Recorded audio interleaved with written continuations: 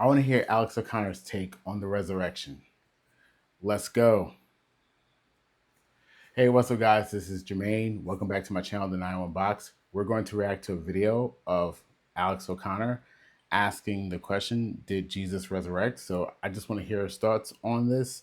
This was recorded, or in fact, this was uploaded around 3 months ago.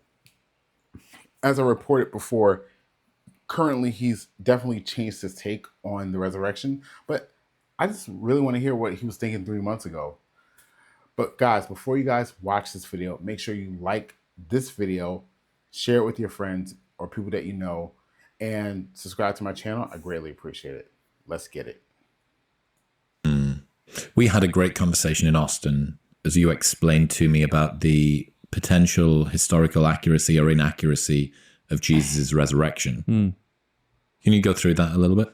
Yeah, I mean, this sometimes is used as an argument for the existence of God, but I think more successfully is used once you've already established the existence of God to try to establish the truth of Christianity. And that is a bunch of historical facts surrounding Jesus's alleged resurrection that you sort of have to ask what the best explanation is for. Now, you can't historically prove a resurrection, but you can historically prove events and then ask what the best explanation of those facts is. So people will often point to the fact that there was a man called Jesus walking around morally teaching people, who was crucified by the Romans, and that a few days after his death was seen, or people made claims that they'd seen him after he'd died. And Okay, so he's talking about how you can't historically can't prove the resurrection, but you can prove surrounding events around the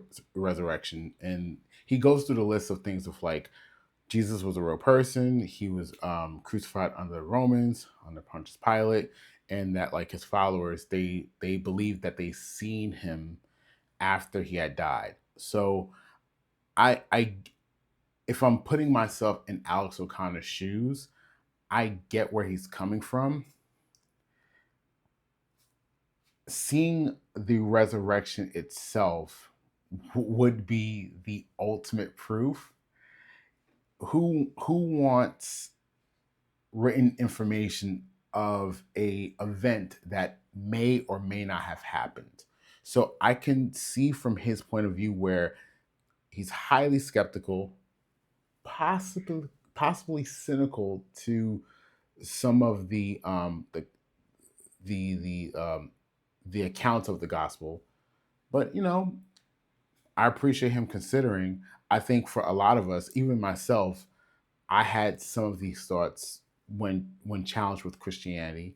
But you know, let's go further. Let's hear what else he has to say. The question is, how do you explain these facts? The gospel reliability is an interesting question in general, and people will often, on the surface level, say, look, the Bible contradicts itself. It's full of contradictions. And there are some seeming contradictions in the gospel stories.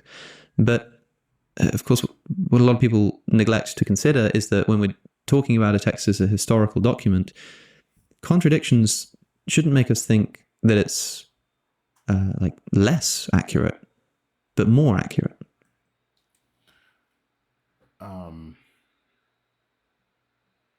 I think, like, I'm not entirely sure what he means by contradiction, but I would say seemingly contradictory accounts. I think some people, they would argue how the four gospel accounts, Matthew, Mark, Luke, and John, they don't all say the same thing. There are variations within the account stories. So from a historian's perspective, they would say those are contradictions.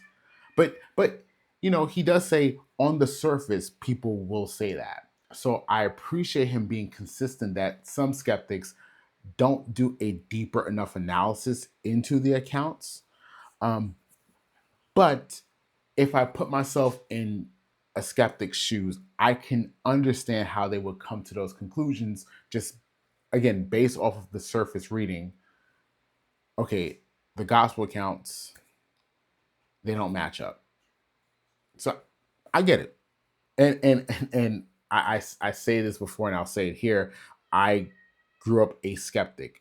I didn't know the word for it, but like I wanted to see proof about the supernatural world to see if it was really true or not, if it really existed. I always was a thinker in that sense, a deep thinker as a kid.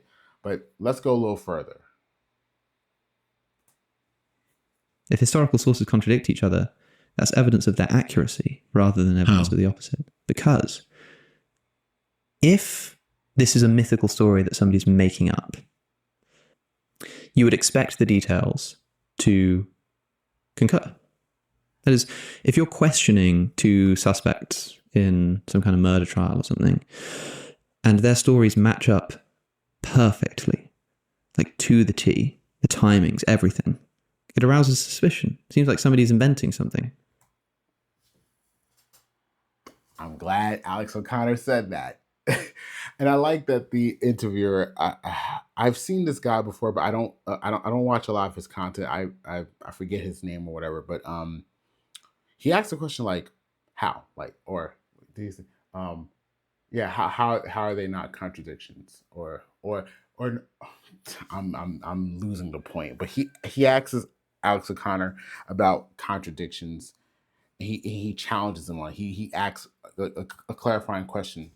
And Alex kind of says it. If everything within the accounts are exactly the same, it seems like there's collusion there. It's probably not Alex O'Connor's exact words, but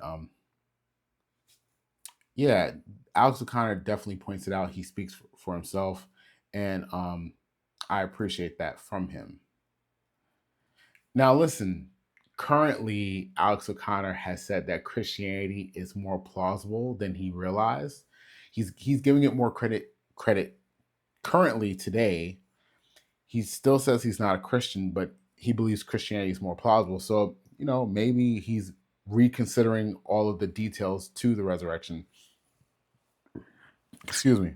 So, those are my thoughts. Let me know what you guys think in the comment section below. I will have this clip of the video. I will have it in the description box below. You can click on the link and go watch this for yourself.